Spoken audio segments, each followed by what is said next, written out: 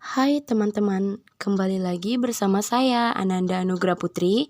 Di sini, di pertemuan yang kedua ini, saya akan membahas mengenai vektor dan matriks dalam MATLAB.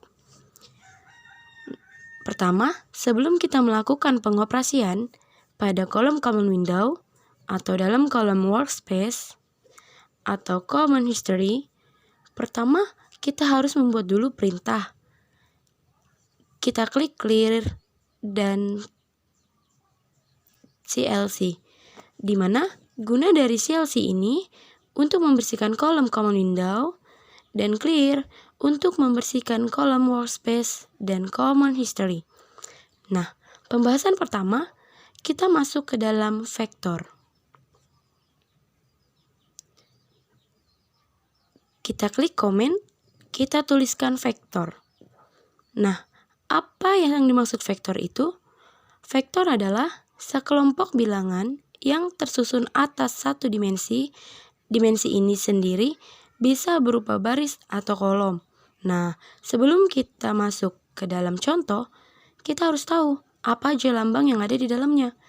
Vektor atau matriks dilambangkan dengan tanda kurung siku. Tanda kurung siku seperti ini ya. Dan untuk memisahkan kolom digunakan tanda koma. Selanjutnya, dengan menggunakan tanda spasi, titik koma. Nah, titik koma ini digunakan untuk memisahkan baris.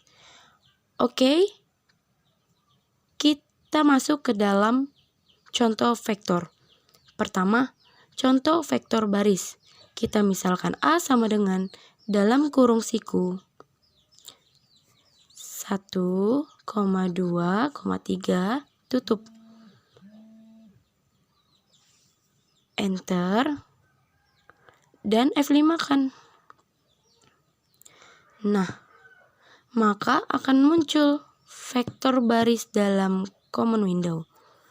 Selanjutnya, untuk membentuk vektor kolom, kita misalkan A sama dengan dalam kurung siku dengan angka yang sama ya. 1, 2,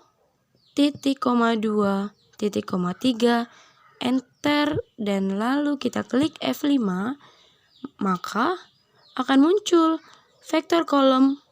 Ini vektor baris dan ini vektor kolom. Untuk mendefinisikan suatu vektor dengan jumlah elemen yang banyak, tetapi memiliki interval yang teratur, digunakan operator titik 2.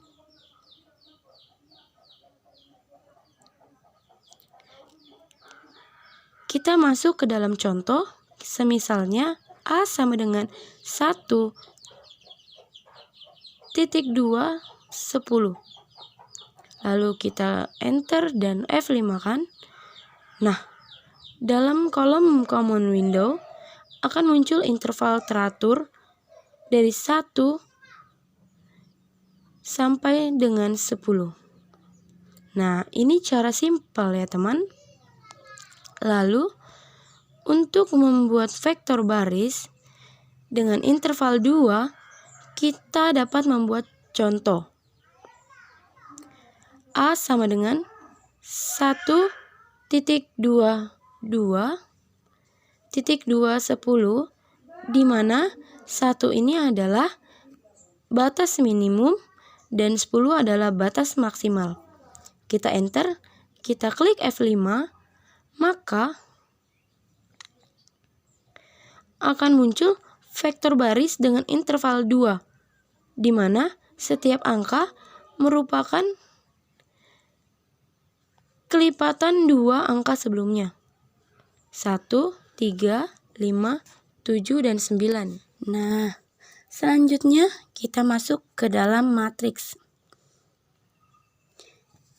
Kita masuk ke matriks. Nah, apa sih matriks itu?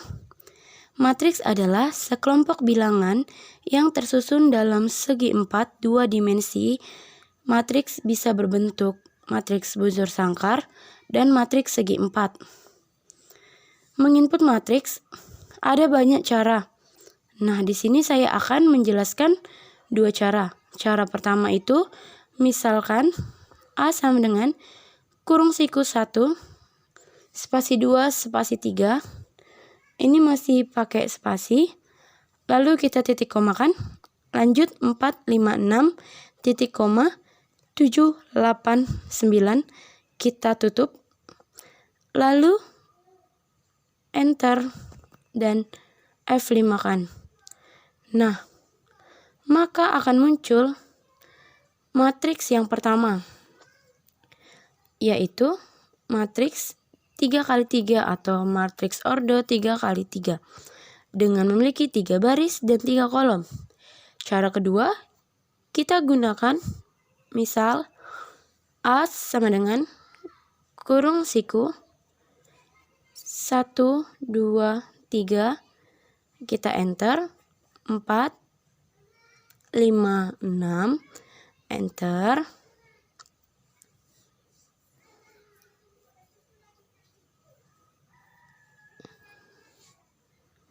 7, 8, 9.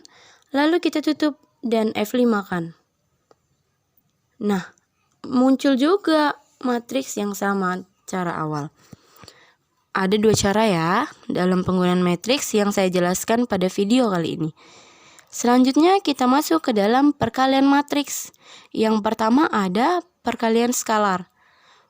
Untuk mengalihkan satu matriks dengan bilangan tunggal atau skalar, masing-masing elemen matriks harus dikalikan dengan faktor tersebut. Nah, contohnya, misalkan A sama dengan 4. Enter. Dan F5 kan, hasilnya tetap 4. Kenapa 4, Kak? Ya karena 4 itu skalar. Dia bukan termaksud ke dalam matriks dan tidak memiliki arah. Dia hanya sebuah angka.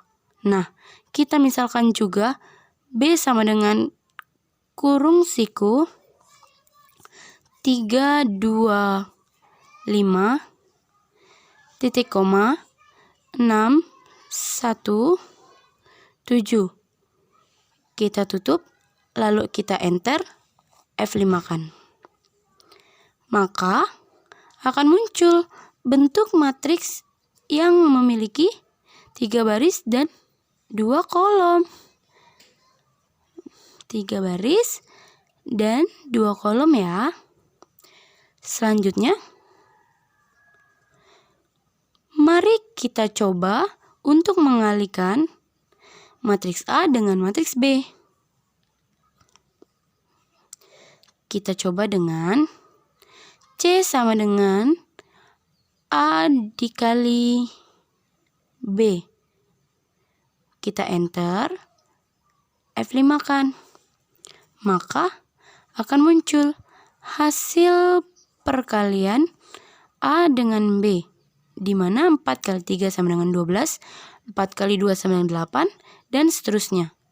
Tiap bilangan pada matriks B dikalikan dengan bilangan di matriks A. Nah, selanjutnya kita masuk ke dalam perkalian dua matriks, di mana perkalian ini dapat dikalikan satu sama lain apabila jumlah kolom dalam matriks pertama sama dengan jumlah baris dalam matriks kedua. Kita buat contohnya. A sama dengan kurung siku 1, 2, 3, titik koma, 4, 5, 6, titik koma, 7, 8, 0.